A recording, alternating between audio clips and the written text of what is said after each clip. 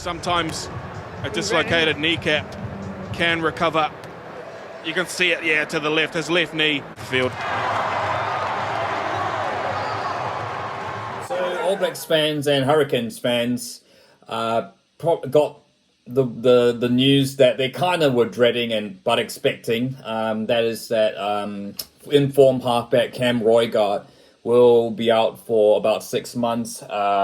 He of course sustained a pretty horrific patella tendon injury against the Highlanders. Look, we're not going to go into the debate about whether the ref. I mean, looking at the footage, yeah, the ref could have done maybe, but I think it was so quick it happened. I guess on a side note, I think, and then considering what, they're talking about hip drop tackles in the NFL, and is this one, I know there's been so much focus on high tackles and all that, but does World Rugby need to look at, these sort of tackles and outlawing them as well?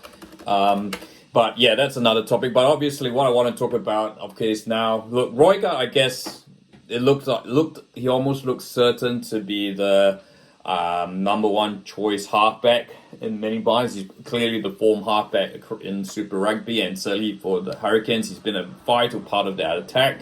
And I guess, this certainly leaves a question out. I mean, he's certainly going to be out of the July Test series against England. He's going to be out of the Rugby Championship. I think the best outcome would be if he'd be looking to return to the NPC with Counties Manukau and looking at the end of year tour.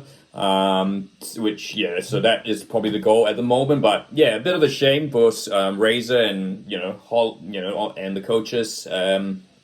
But yeah, I'm anticipating. I'm sure Roigard will be back. As long as he makes a recovery from injury and shows the same form that he has been showing. But I guess the question now is who's gonna, replace him. So I guess, I think we're looking at the candidate. Obviously, we've lost quite a few. We've lost Nuggie Aaron Smith.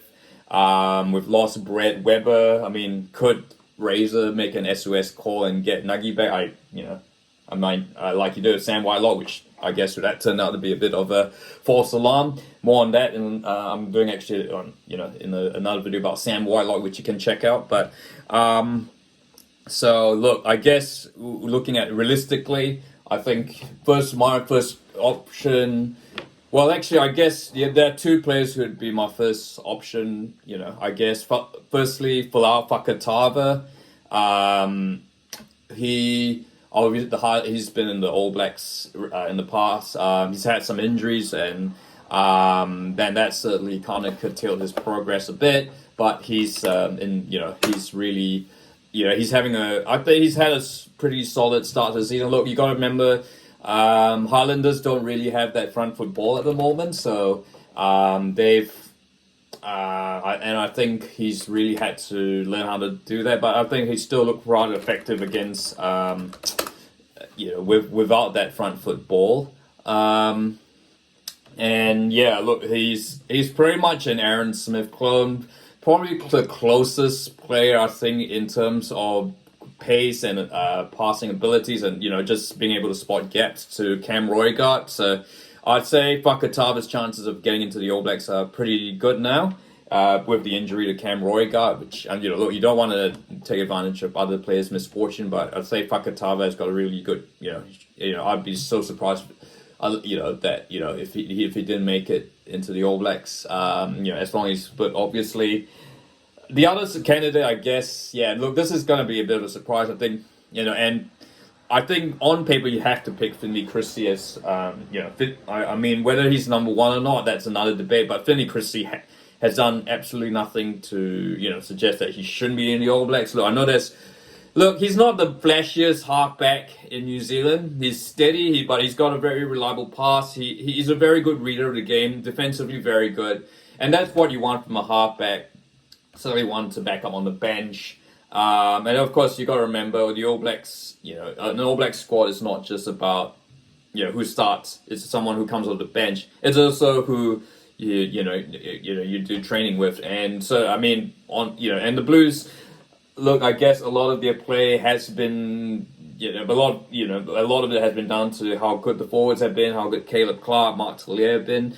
And Finlay Christie, but I think Finlay Christie certainly has played a solid hand in their contribution. So so he there is absolutely no reason why he should not be in the All Blacks. So obviously there's going to be 3 halfbacks surely. So that's Fafaka, Christie. And I guess the quick question is now TJ Perenara. Look, he is now certainly the most experienced halfback that we've got in New Zealand rugby right now. He's come back from that injury and he's looked pretty fresh after that. Look, he missed out on the Rugby World Cup last year. And there are signs that TJ still has a part, wants to contribute to the All Blacks, still has a part to play in New Zealand rugby. Particularly with like Aaron Smith gone, you feel TJ Perenara has got to go. Like he could be the premier halfback in New Zealand now, and there's nothing really standing in his way. Look, there's a couple of things obviously with age, and he was never really like the quickest player around, but defensively and all that with his intelligence, he was really good. And of course, don't forget he is one of the top try scorers in Super Rugby history. And in terms of the Canes, I don't think they'll be losing too. They won't.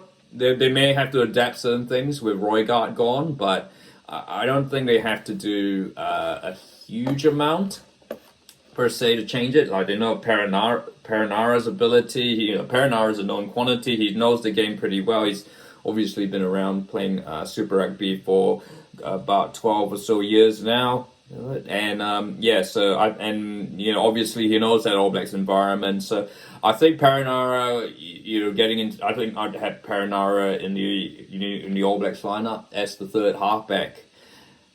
I guess now there's the question, if they wanted to look at an expanded squad like fourth halfback, who would that be? I guess that equation sort of comes into question now with Roigard's absence. And I guess it is quite open at the moment. There's been talk about Cortez Ratima at the Chiefs, although he hasn't really started much. So he has played in the All Blacks 15, so he is a known quantity at national level. But I'm not. He could possibly figure it out. What about Xavier Rowe, who has done he's done all right with Chiefs this season. Look, I guess. Maybe has a lot of it been he's been a really good support. I get the Chiefs offense has been it's a special beast in itself, with DMAC and all, but running it. So, but Xavier Rowe has been a really good support backup, and he's been at the end of finishing off some amazing tries that DMAC started. So. Could he be a factor? I think one reason maybe he is 25, so maybe his age is a factor. But then again, he's got the experience as well. So if you pick, do we pick players on form? And he's still 20 at 25. He's still, he's at the peak of his career. So there's absolutely no reason why you wouldn't pick Xavier Rowe as a fourth halfback. Maybe could he use TJ Perenara? We should have to see. Obviously, Super Rugby is just approaching that bye, that the bye period, which is kind of often marks the halfway point. So we shall have to see. But those are my thoughts. In the post Cam Roigard injury period, who should be halfback for the the 3 halfbacks for the All Blacks. Like to hear your thoughts. Anyone else would miss? I guess there's not particularly a whole lot of other options, but I'd like to hear your thoughts. If you like this video, feel free to like and don't forget to subscribe.